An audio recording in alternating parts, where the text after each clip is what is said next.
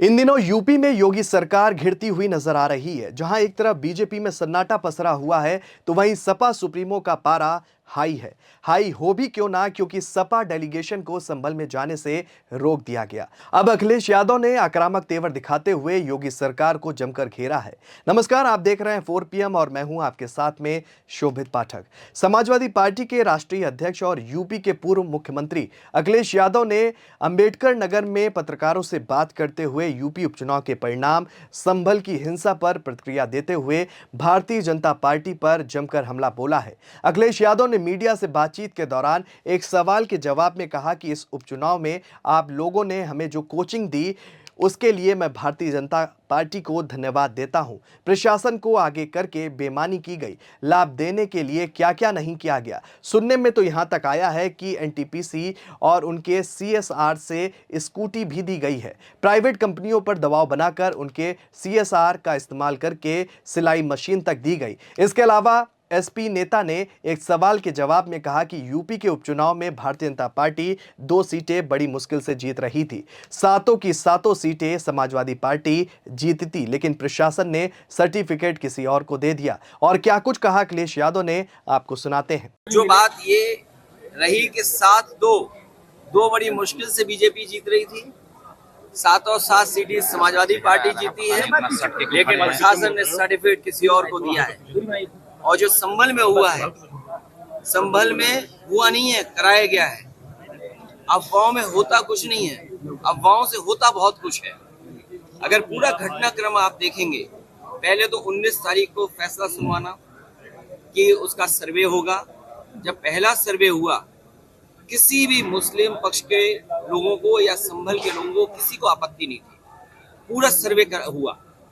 लेकिन पता नहीं क्यों फिर दोबारा सर्वे करने का फैसला लिया गया और दोबारा सर्वे हुआ। अगर दोबारा सर्वे की बात हुई तो कम से कम वहां पे जो जिम्मेदार लोगों थे उनसे बातचीत करनी चाहिए थी प्रशासन को, लेकिन बातचीत नहीं की।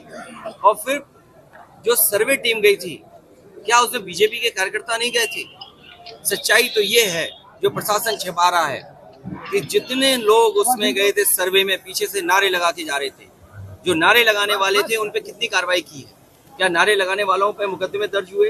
क्या नारे लगाने वाले जो सर्वे टीम के साथ गए थे, क्या बीजेपी के कार्यकर्ता नहीं थे? क्या प्रशासन की आंख बंद है इस बात को लेकर के?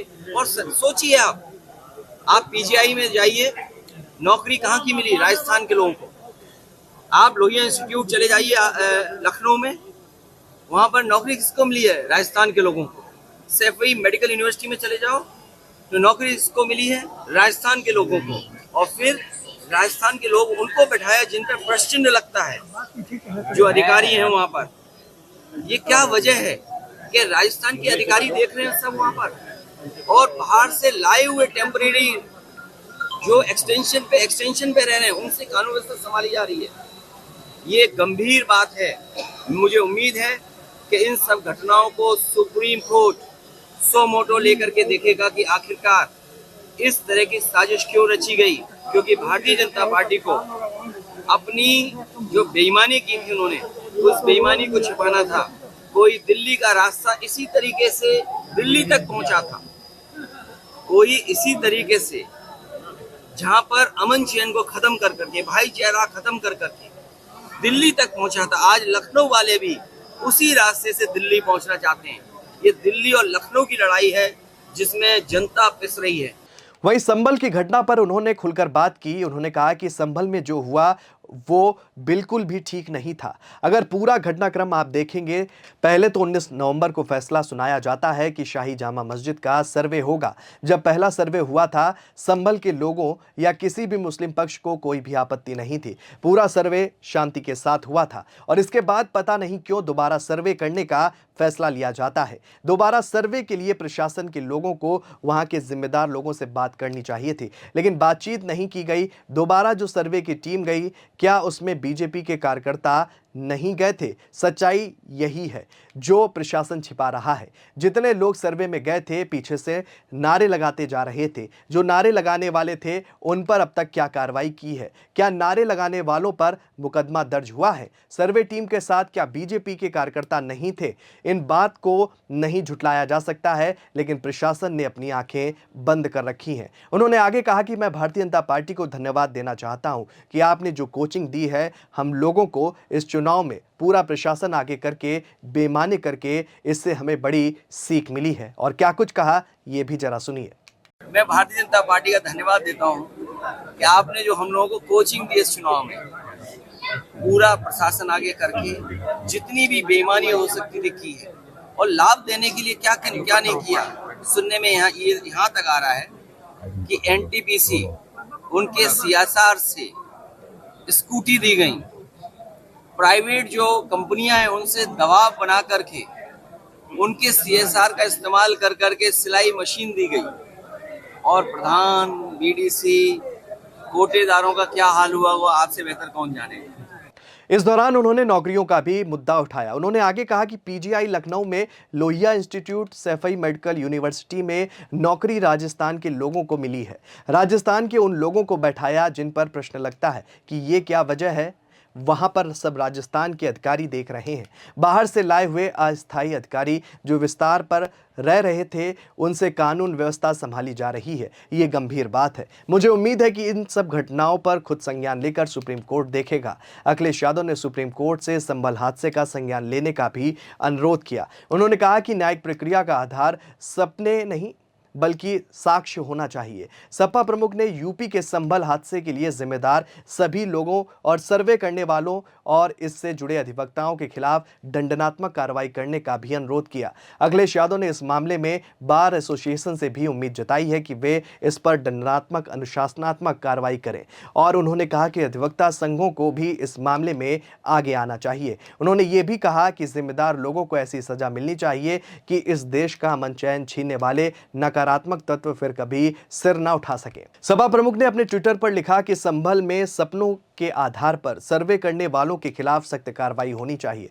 अधिवक्ता संघों को भी आगे आना चाहिए, क्योंकि अगर लोगों का न्याय से भरोसा उठ गया तो कोई भी उनके पास न्याय की उम्मीद लेकर नहीं जाएगा। उन्होंने कहा कि पेशेवर होने के नाते अधिवक्ताओं को इसका सबसे ज्यादा खामियाजा भुगतना पड़ेगा। ये उनके पेशे के सम्मान का भी मामला है। इससे पहले सपा प्रमुख ने बीजेपी पर अधिकारियों पर दबाव बनाकर चुनाव जीतने का भी आरोप लगाया। उन्होंने कहा कि कटहरी का चुनाव समाजवादियों का जीता हुआ चुनाव था। भाजपा जब हार गई तो उसने अपने कार्यकर्ताओं को पीछे कर दिया और जिला प्रशासन से लेकर जो कुछ कर सकते थे उन्होंने वो सब कुछ किया और नतीजे उन्होंने बदल दिए। आज मैं त्रिभुवन दत्त जी के कार्यक्रम में शामिल होने आया, जहाँ मैं परिवार से मिला, वहीं इनके परिवार को मैं बधाई दे करके और अपने कार्यकर्ताओं से मिल करके जा रहा हूँ। कटहरी का चुनाव समाजवादियों का जीता हुआ चुनाव, और आप सब जानते हो यहाँ कोई पत्रकार ऐसा नहीं है जो इस बात को न जानता हो कि कटहरी की विधानसभा में चुनाव कैसे लड़ा गया है। समाजवादियों का जीता हुआ चुनाव, भारतीय जनता पार्टी जब हार गई तो उसने अपने कार्यकर्ताओं को पीछे कर दिया और पूरा जिला प्रशासन से लेकर के जो कुछ कर सकते थे अनकॉन्स्टिट्यूशनल, अनडेमोक्रेटिक, वो सब किया है। कटहरी में जीती हुई सीट को छीनने का काम किया, लेकिन आप और जनता यही जानती है कि समाजवादियों ने चुनाव जीता। ये जो गिनती बताते थे 7-2, सच्चाई ये थी कि 2 बीजेपी बड़ी मुश्किल से जीत रही थी, 7 समाजवादी पार्टी जीत रही थी। लेकिन क्योंकि उनका मुकाबला दिल्ली वालों से था, तो उन्हें दिखाना था कि दिल्ली वाले भी देख लें कि रिजल्ट क्या आता है। इस बार वोट बीजेपी के कार्यकर्ता ने कम डाला है, प्रशासन ने ज्यादा वोट डाला है। सपा नेता यहीं नहीं रुके, उन्होंने आगे कहा कि इसलिए लोगों को गुमराह करने के लिए संभल में दंगा कराया गया है। उन्होंने संभल की घटना में सरकार की ओर से तस्वीरें जारी करने पर भी सवाल खड़ा किया है। उन्होंने कहा कि अगर सरकार तस्वीरें जारी कर रही है तो उसे उन बीजेपी समर्थकों की भी तस्वीर जारी करनी चाहिए जो सर्वे के दौरान वहां मौजूद थे और नारे लगा रहे थे। बीजेपी संविधान के आधार पर नहीं बल्कि मन विधान के आधार पर काम कर रही है। वे वोट पाने के लिए मशीनरी का इस्तेमाल करते हैं। अगर ईवीएम की फॉरेंसिक जांच कराई जाए, अगर ऐसी कोई जांच कराई जाए तो पता चलेगा कि एक ही व्यक्ति ने कई वोट डाले हैं। अखिलेश यादव ने आगे कहा कि यह झगड़ा लखनऊ और दिल्ली के बीच का है और इसमें यूपी का भाईचारा खत्म हो रहा है। फिलहाल अखिलेश यादव के रुख से एक बात तो साफ हो गई है कि वो अब रुकने वाले नहीं है। वो संभल घटना के बाद से ही लगातार बीजेपी को घेरते हुए नजर आ रहे हैं और अब संभल जाने की बात कर रहे हैं। वहीं योगी सरकार अखिलेश के तेवरों के चलते अलर्ट हो गई है और संभल घटना को लेकर फूंक फूंक कर कदम रख रही है। इस खबर में फिलहाल इतना ही। ऐसे ही तमाम राजनीतिक खबरों के लिए बने रहिए और देखते रहिए 4 PM न्यूज़ नेटवर्क। धन्यवाद।